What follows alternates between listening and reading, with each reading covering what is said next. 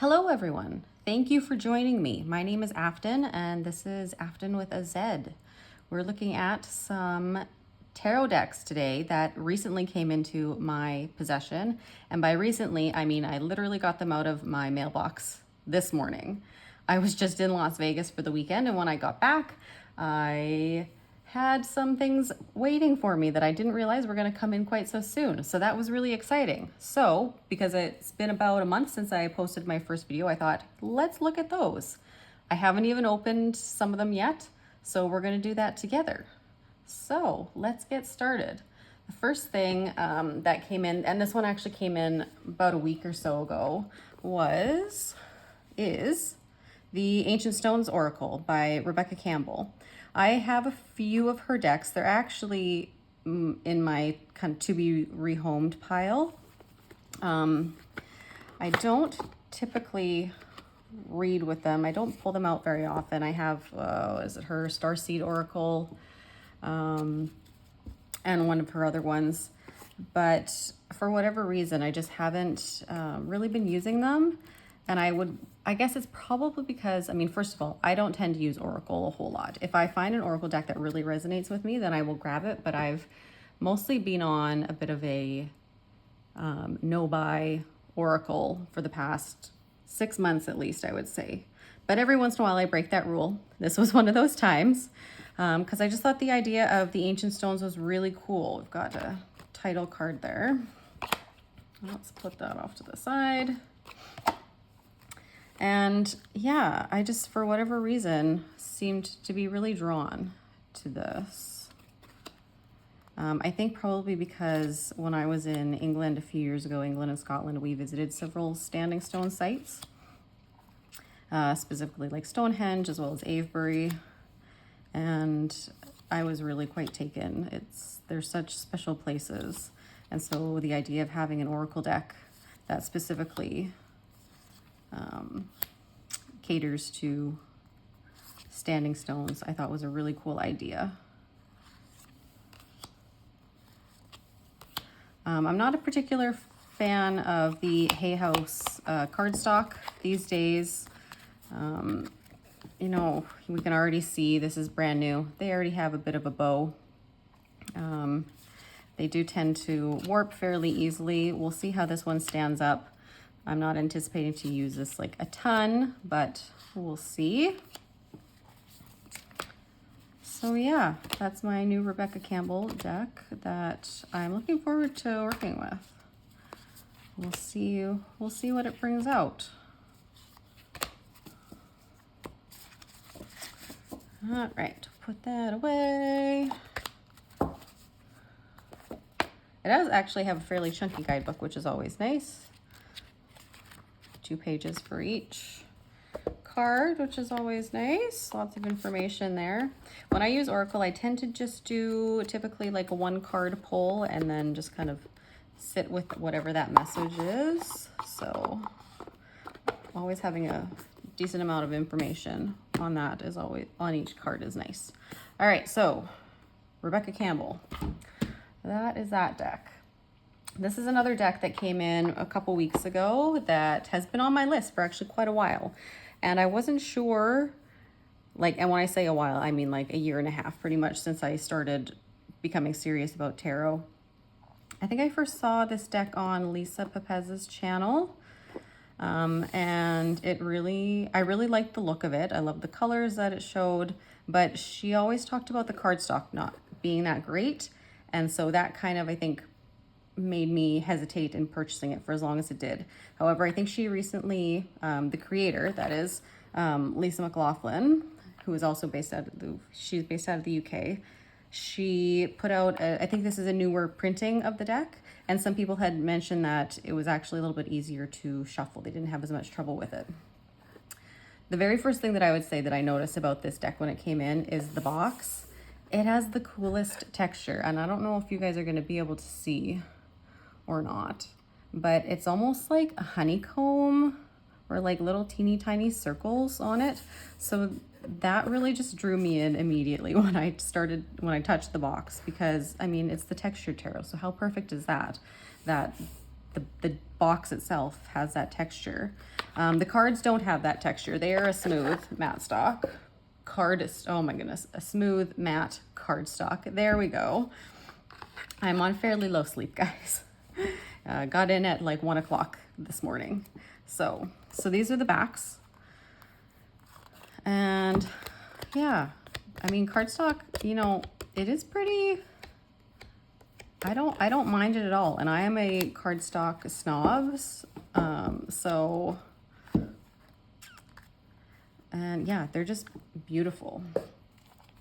I love this green, the pentacles. I'm a pentacle person. That's my favorite suit. 9 of Cups is absolutely adorable.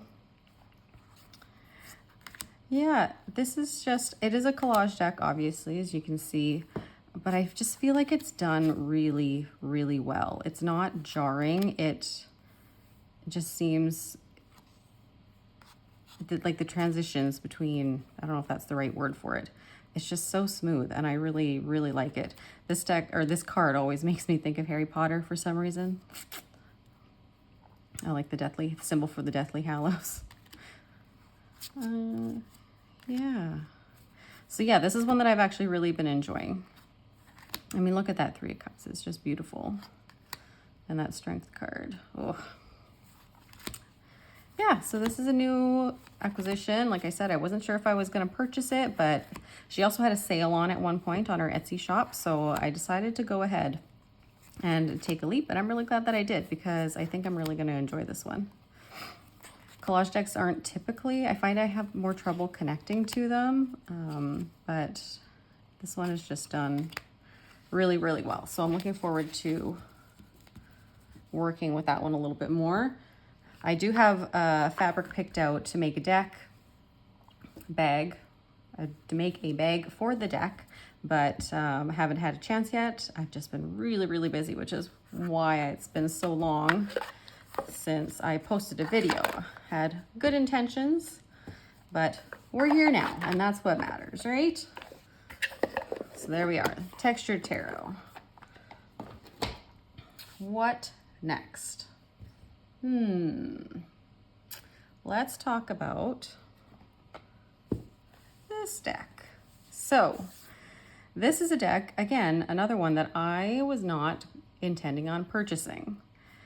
And not because of any particular reason, or I should say not because of the artwork. The artwork is absolutely lovely. I've been aware of this deck for probably a year or so, but I wasn't going to buy it, primarily because I knew that the cards were larger. This is more of an oracle size card deck, but I have small hands, and I think if you've seen my previous video where I talked about some of my pet peeves, or in the 21 Tarot questions, that I have small hands. So finding a deck that actually fits and works with my hand can be difficult.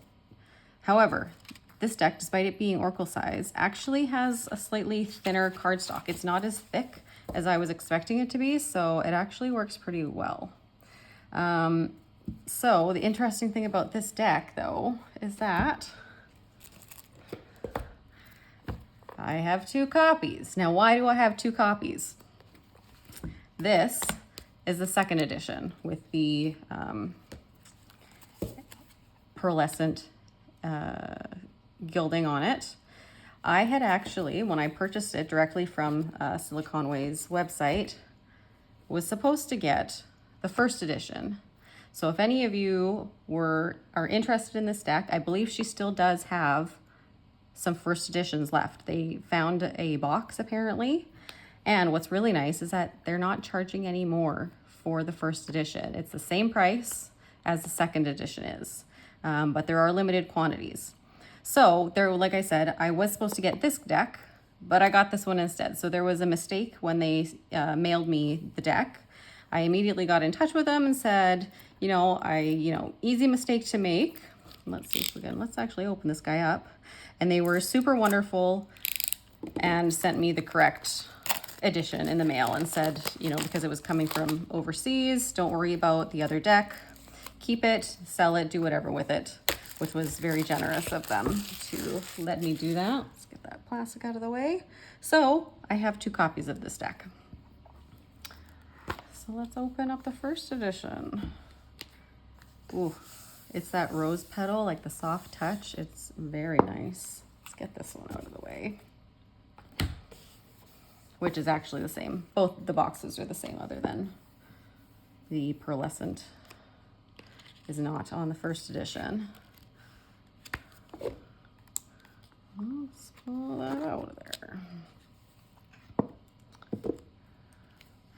So the main reason that I got the first edition as opposed to I ordered the first edition over the second edition was because I'm not a fan of the gilding on the second edition rather.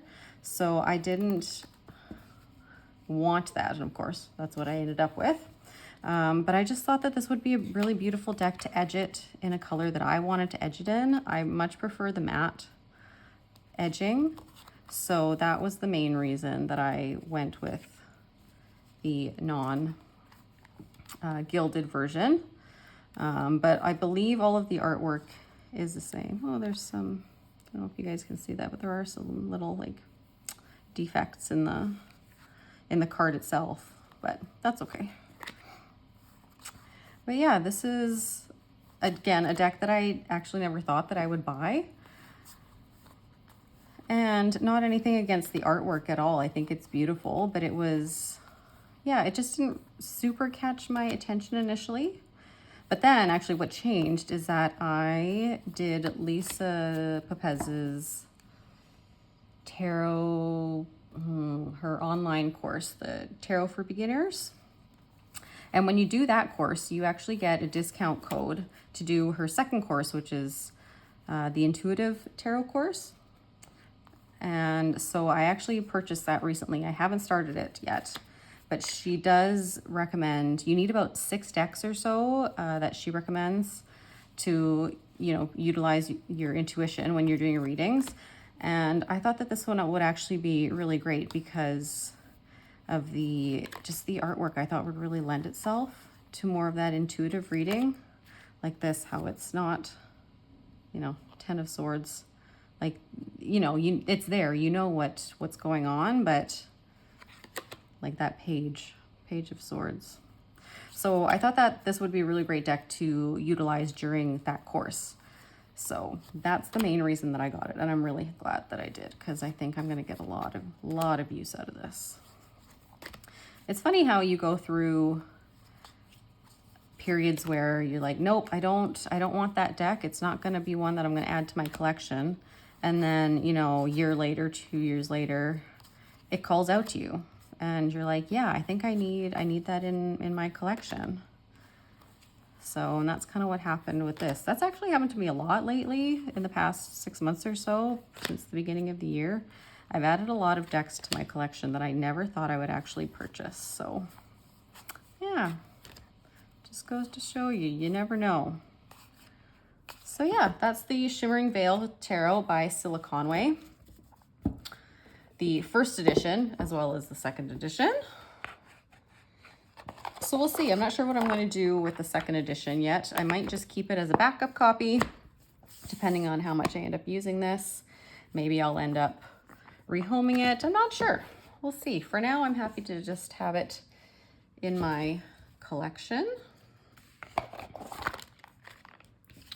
And I wasn't sure how long it was going to take to receive the first edition when they sent me the other copy. So I was like, well, I'll have it at least to start using during Lisa's course. But of course, that never happened because I got really busy. All right, moving along. These are decks that literally just arrived today, and they're still in the plastic. This guy, Seasons of the Witch, the Lammas Oracle. I have all of the Seasons of the Witch decks so far. I don't use them on a hugely regular basis. And I found that I connect to some more than others. I found everybody really liked the Imulk.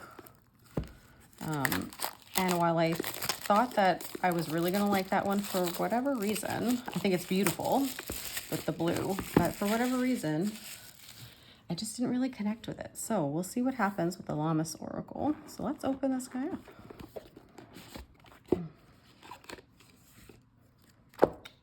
Ooh, that color is really pretty. I was definitely expecting those edges to be more of a gold, but I don't know if it really shows on camera. But it's definitely kind of a green gold, which is neat because they've actually got the, like the lime green in on the inside of the box. So that's cool. I like that. Oh, I'm gonna have to find bags for all of these guys. Maybe what I'll have to do is like do a video going through like my fabric stash and seeing what I have and what's going to match, and if I need to purchase any to match the decks.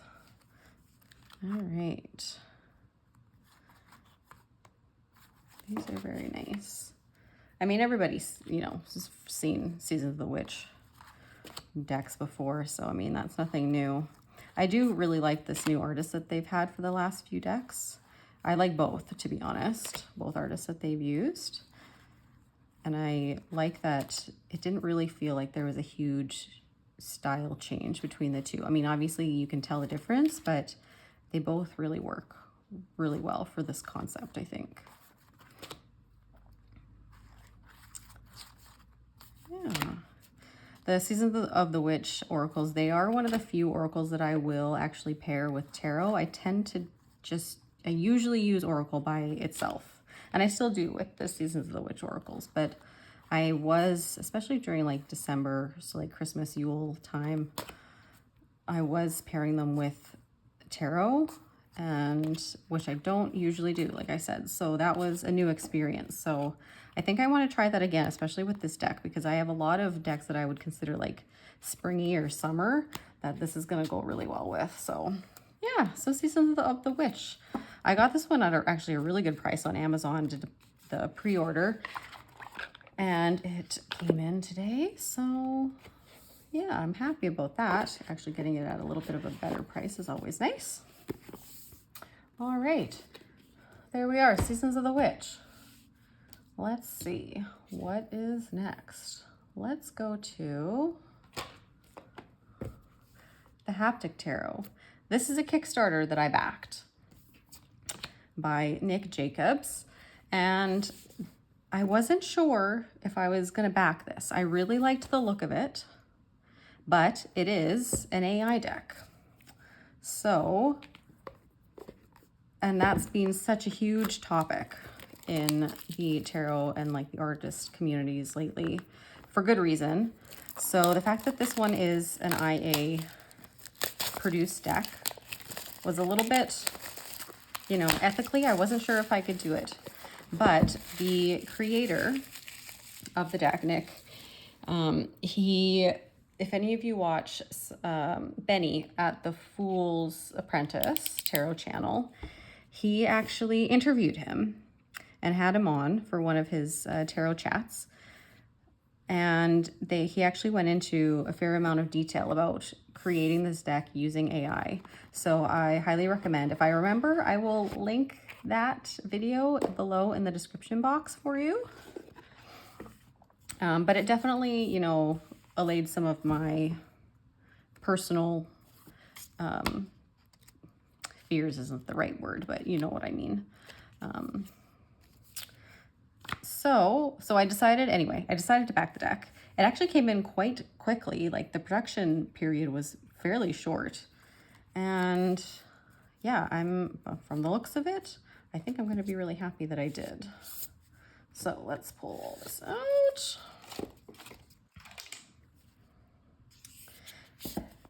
All right, here we are. So first of all, the guidebook is quite small. There's really just kind of little blurbs for each of the cards, even the majors, quite small. The printing is a little on the small side, but I would say that it's still clear, like at least it's a good font. I can read it no problem. But if someone, you know, has a bit worse eyesight than I do, or if you have to use reading glasses, it might be a little bit on the small side. So that is something to keep in mind. That's the guidebook, quite teeny tiny. He did send along as well this little like postcard that was in the packaging, and it actually has some like simple one card pulls or prompts that you can use. So, I thought it was really cool. Let's see what it says. In these seek and find single pulls, each card acts as a navigational tool, providing insight into specific areas of life. Excuse me. Begin by shuffling your deck, then locate the corresponding card and remove the card behind it. This card offers some guidance in line with the intentions outlined below. That's very cool. So that idea of you shuffle your deck, you find whatever major arcana, and then you pull actually the card from behind it to give you the message for whatever corresponds to the major arcana. That is neat. I am definitely going to do that. And this is beautiful. This has a soft touch as well, which is really nice, but just really nice as like an altar card. All right. So the concept behind this deck is the hands. And this is where he said that he actually went in. So he used AI to generate the initial image, but then I believe he went in and actually altered the images, the AI images, to make them into what he wanted. Because apparently, I know nothing about AI, I'm going to be honest about that, but apparently they do a really bad job with hands, and that's like one of the tells that you know, for when, if you're looking at a deck and they haven't specified if it's actually been created by a person or by AI. If the hands are not good, it's probably AI. And that is basically like the entire concept of this deck, is focusing on the hands. So that High Priestess is gorgeous. I've been going through a phase lately where I'm really liking using like old artwork as artwork for tarot. And that wasn't something I ever thought that I would be interested in. But now it seems like that's what I'm really pulled. Curated art decks, that's the word that I'm looking for. Yeah, this is beautiful. This cardstock is really nice. I want to say like he used a really good like high grade like black core cardstock for this, because it's thin, but it feels like it's really good quality. Oh, that strength card is beautiful. Oh, look at that. Stunning. I think what I'm going to like about this is the use of light. That's one of the things that has kind of come to my attention lately, is the use of light in the images in tarot decks. Oh, look at that. Some of these images, they're just so powerful. Oh, my goodness. Yeah, I'm really glad I backed this.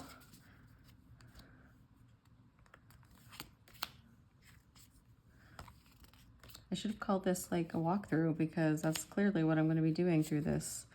All right. Flip a little bit more faster through some of these. That's an extra card. Oh, I think I remember something about him adding an extra card. That's really cool. So card 22. The Reader. I don't want to wait. We're going to find out what this is about. Card 22, The Reader. Reflection, duality, consideration. In readings, we often overlook the need to check in with ourselves, neglecting pauses to reflect on our feelings and thoughts. Taking these moments for introspection can deepen our understanding and connection for the cards we've dealt.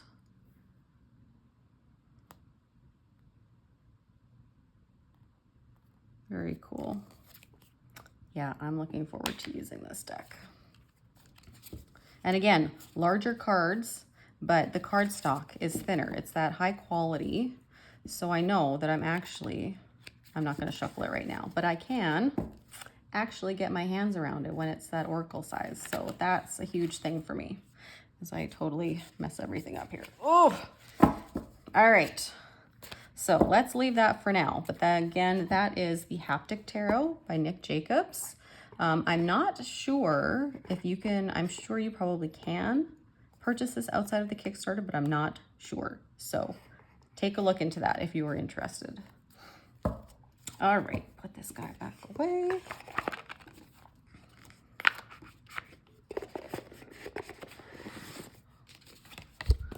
All right, and the last deck that I have for us to look at today is this one. This is a Benny Made Me Do It. I knew this was coming out months ago, that it was going to be on pre-order, and I actually looked at it, and I decided, no, you don't need this. And then maybe a week or so ago, Benny got his in, Benny from The Fool's Apprentice, and I was looking at it, I'm like, oh, but they're just it's so beautiful, even though it's just the major arcana. So I went and purchased it because, of course. So that has a velvet lining. We're just gonna address that right now. I have never seen that before. That is, like, you guys can hear that sound. Oh my goodness. All right, so the major arcana of Leonora Carrington. I know nothing about her. I just saw that this was coming back into print after being out of print for quite a while, I believe. And I just think they're beautiful. So I'm looking forward to kind of getting to know more about this artist. There was, I believe, a book. This is Fulgar Press, by the way, out of the UK. They did produce a book as well, and I believe that one is out of print, of course. I had looked at it again back when I had initially looked at this deck and thought about pre-ordering it, and then I decided not to. And now, of course, when I went to order it this time around, the book is sold out. So I don't know if they'll be doing another printing of it or not. If they do, I would like to get my hands on it. But here we are. This, honestly, I don't know that I'm going to really use this. This feels like more like a piece of artwork in deck or card form. So let's see. Oh, it's got a nice little tab to open it. That's always nice.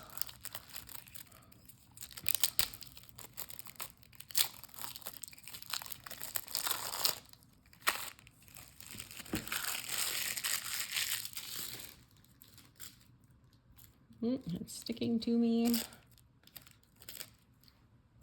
There we are. Okay, let's see if I can zoom in a little bit here. There we go. All right, so this is the Fool. That blue is just absolutely stunning. It's almost like a turquoisey blue. Apologies for the reflection. They're a matte, but they do have a little bit of a shine to them. And then the backs are just this silver color. That's very cool. It's like, it doesn't matter what the backs are. It's all about what's going on in the front. Oh, as I'm tossing things, my goodness. Magician. High Priestess. So that's what's on the cover of this, like the slip cover. This is beautiful. Oh, that Empress with the charcoal and then the turquoise. Make sure I'm actually kind of centered for you guys. Emperor.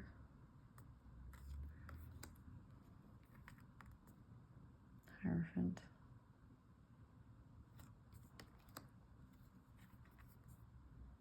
Lovers. These are just very cool.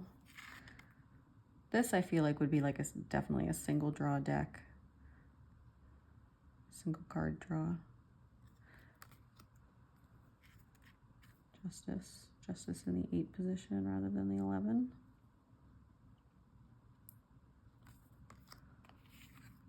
Oh, that Hermit. I love me a good Hermit card.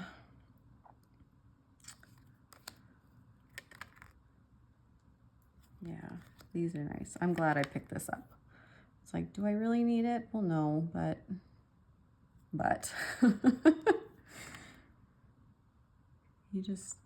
sometimes you just want it for the artwork, right? Yeah, these are beautiful. That's cool. That pink is quite a departure from kind of the color scheme we've seen so far.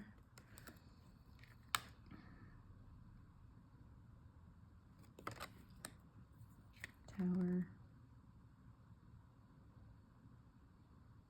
That's interesting, that color. It's almost giving me with the, because it's got the sun here, it's almost kind of like eclipse energy. It's neat. This star card, I think this was the card that actually made me want to buy it when I saw it when Benny did his walkthrough. I was like, I think I need that star card in my collection. And it's not very often that one card will make me purchase a deck. But if this, yeah. That is the card that did, I think, make me purchase this deck. Moon. Cool. Sun.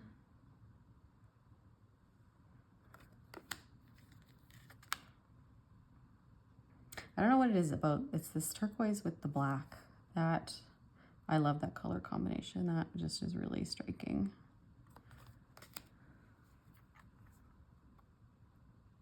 The world. Beautiful. Yeah, so that's the Leonora Carrington Major Arcana deck. Very neat. I'm excited to work with that a little bit. And yeah, I'll have to go through this booklet here to see what information they have, because like I said, I don't really know much about her at all. So it'll be interesting to know, to learn more about why she created these. And also just did the Major Arcana. So, yeah. Oh, all right. Put these back in this super luxurious box. I can't get over the fact that it's velvet lined, guys. All right, let's make that so the seeds actually go in the right way. Put it back in the slip box. So that is the decks that recently came into my collection. So I'm really excited.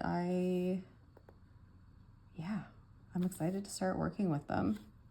So that concludes the deck portion. I do have a couple other things if you guys want to stick around that I will show you quick here. When I was in Las Vegas, I, of course, had to find a metaphysical shop and see what they had for crystals. And I picked up a couple. The main one that I'm most excited about is this guy that's sitting off in the corner here. This is my double skull that I had never seen anything like it before. I believe this stone is Shattuckite. I could be wrong on that. They didn't actually have it labeled, but I was pretty sure because I do have a couple other pieces of this stone. But yeah, I thought this was so cool. I'm not really a skull person, but I knew that I wanted to have that energy in my crystal collection somewhere. And when I saw this, I was like, yep, that's the one. This like idea of the collective mind with the two skulls melded together. I just think that is so cool. So yeah, that's my big piece that I purchased and just brought back. Set that over there. And then the other little piece that I brought back from Las Vegas was this guy. This is blue onyx. I've been looking for a piece of blue onyx for a while, and to be honest, we'll probably still look for another piece.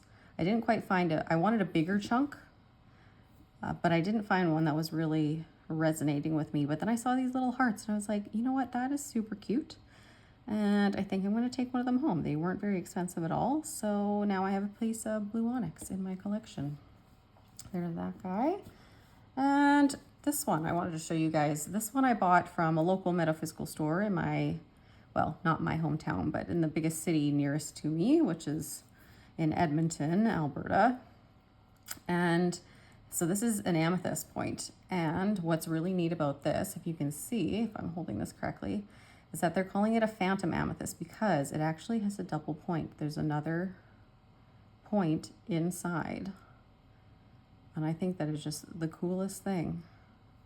So that one immediately I knew when I saw it. I was like, yep, that's coming home with me. So yeah, so those are my recent crystal acquisitions. And yeah, that is, I think, all I've got for you today.